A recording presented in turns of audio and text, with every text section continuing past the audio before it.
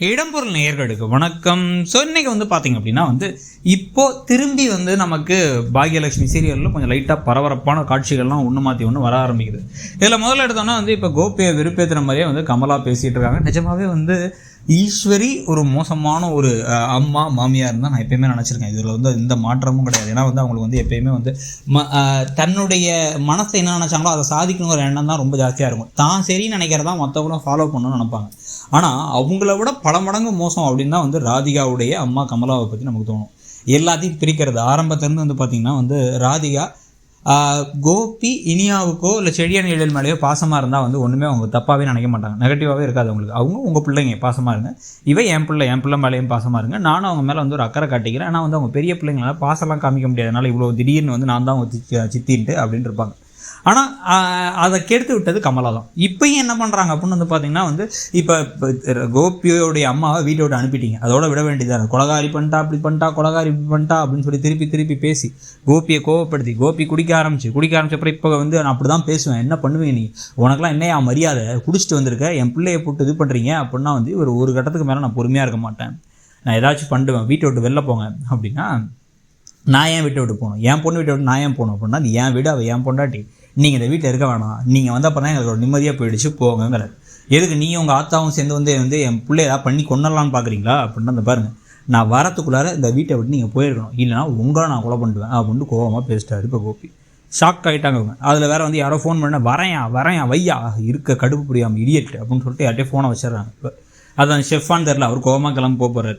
இப்போ இந்த சம்பவத்துக்கு நடுவில் உடனே கமலா என்ன பண்ணுறாங்க, முடிவு பண்ணி என் பிள்ளையும் இப்படி பண்ணுறீங்கல்ல, உங்களை நிம்மதியாகவே இருக்க விட மாட்டேங்கிறாங்க. என்ன பண்ணாங்க அவங்க, அவர் தெளிவாக சொல்கிறார், எங்கள் அம்மாவை பற்றி பேசாதீங்க, நீங்கள் வேணால் கிளம்புங்க அப்படின்னா அவங்க சந்தோஷமாக இருக்கணும், புள்ள நினச்சா கிளம்பலாம், அதுலேயும் நம்பிக்கை இல்லை, நான் சொல்கிறதா நடக்கணும்னு உட்காந்துட்டு இப்போ என்ன பண்ணுறாங்க அப்படின்னா அவங்க நேராக ஒரு ஆட்டோவை பிடிச்சி போலீஸ் ஸ்டேஷன் போயிடுறாங்க. அதுக்குள்ளே சந்துருவுக்கு தெரிஞ்ச ஏதோ ஒரு இன்ஸ்பெக்டரை பிடிச்சி, அதாவது ராதிகாவோட அண்ணனுக்கு தெரிஞ்ச இன்ஸ்பெக்டரை பிடிச்சி அங்கேருந்து மகளிர் காவல் நிலையத்தில் இருக்க ஒரு இன்ஸ்பெக்டர்கிட்ட பேச வச்சு அவங்கள்ட்ட போயிட்டு கதையெல்லாம் எக்ஸ்பிளைன் பண்ணுறாங்க. இப்படி என் பொண்ணோட மாமியாருக்கு கல்யாணம் பண்ணலையும் விருப்பம் இல்லை, அவள் ப்ரெக்னென்ட் ஆனலையும் விருப்பம் இல்லை, குழந்தைய கலைக்க சொன்னாங்க, அவள்கிட்டையும் சொன்னாங்க, அவன் பையன்ட்டையும் சொன்னாங்க, கேட்கல. இப்போ கடைசியில் ஒரு கட்டத்தில் நாங்கள் செக்கப் போகும்போது தள்ளி விட்டாங்க, கொல்ல பார்த்தாங்க, கீழே விழுந்ததில் வயிற்றில் குழந்தை கலைஞ்சிருச்சு, இப்போ திருப்பியும் டார்ச்சர் கொடுக்குறாங்க, ஏதாச்சும் ஒரு வழி பண்ணணும் அப்படின்னே கம்ப்ளைண்ட்டை எழுதி வாங்கிக்கிறாங்க. ஸோ கம்ப்ளைண்ட்டை எழுதி வாங்கினதுக்கு நடுவில் பார்த்திங்கன்னா எழில் ப்ரொடியூசர்கிட்ட இப்போ ஃபைனல் ஸ்கிரிப்டை சொல்கிறது கிளம்பிட்டுருக்காரு.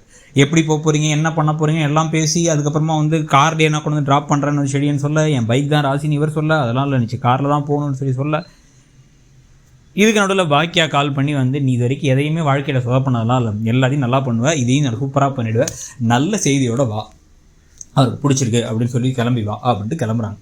உடனே அவர் கிளம்ப செடிகளும் எழிலும் நான் ட்ராப் பண்ணுறேன்னு கிளம்பின உடனே இந்த பக்கம் அமிர்தா ஜெனி எல்லாம் பாராட்டி எனக்கு ஒரு சினி நடிக்க சான்ஸ் வேணும்னு செல்வி வேறு கேட்டு கரெக்டாக வாசலில் நின்னா அப்போ தான் போலீஸ் ஜீப் நிற்கிது. ஸோ எழில் இன்றைக்கி ப்ரொடியூசர்கிட்ட போன மாதிரி தான் அப்படிங்கிற நிலமை. கடை நேராக போலீஸ் வராங்க. உள்ளார வந்ததுக்கப்புறமா ஈஸ்வரி எங்கன்னா ஈஸ்வரி இங்கே அவங்க இல்லையே அப்படின்னா உண்மையை சொல்லுங்கள், எங்கே இருக்காங்க, இதானே அவங்க வீடு, இங்கே தானே ஈஸ்வரி இருக்காங்க அப்படின்னு சொல்லிட்டு நேராக உள்ளே போயிடுறாங்க. உள்ளே புந்து அவங்க சொல்ல கேட்காம இருக்க எல்லா ரூம்லையும் எட்டி பார்த்து யாரும் இல்லையே மேடம் அப்படின்னு சொல்ல, என்ன யாரும் இல்லைங்கிறாங்க, எங்கே அவங்க அப்படின்னா அவங்க என் பாட்டி, அவங்க கும்பகோணம் போயிருக்காங்க அப்படின்னா உடனே கும்பகோணம் ஸ்டேஷனுக்கு கால் பண்ணி அவங்க எங்கே இருந்தாலும் அவங்க அரெஸ்ட் பண்ண சொல்லுங்கிறாங்க. என்னடா தீவிரவாதி பிடிக்கிற மாதிரி பிடிச்சிட்ருக்கீங்க அப்படின்னா நாளைக்கு காலையில் அவங்க வந்துருவாங்க, என்ன பிரச்சனை ஏதுன்னு சொல்லுங்கன்னா அவங்க பாட்டி மட்டும்தான் அதெல்லாம் செஞ்சாங்களா இல்லை நீங்களும் உடந்தையா அப்படின்னு கேட்குறாங்க. என்னத்தரா செஞ்சானுங்க அப்படின்னு கேட்டால் அதனால் இல்லை, உங்கள் பாட்டி செஞ்ச கொடுமையை பற்றி எங்களுக்கு கம்ப்ளைண்ட் வந்திருக்கு, அவங்கள அரெஸ்ட் பண்ணணும், அவங்க உடனடியாக கும்பகோணத்தையே வச்சு நாங்கள் அரெஸ்ட் பண்ண போகிறோம் அப்படின்னு உடனே இப்போ எல்லாம் ஷாக் ஆகிறதோட எழிலும் செடியிலும் பெரிய அதிர்ச்சியில் இருக்கிறதோட இன்றைக்கி எபிசோடு முடியுது. ஸோ இன்றைக்கி எபிசோடை பற்றி நீங்கள் என்ன நினச்சிங்க சொல்லுங்க. தேங்க்ஸ். இடம்பொருள் நேயர்களுக்கு வணக்கம். ஸோ இன்னைக்கு பார்த்தீங்க அப்படின்னா இப்போ திரும்பி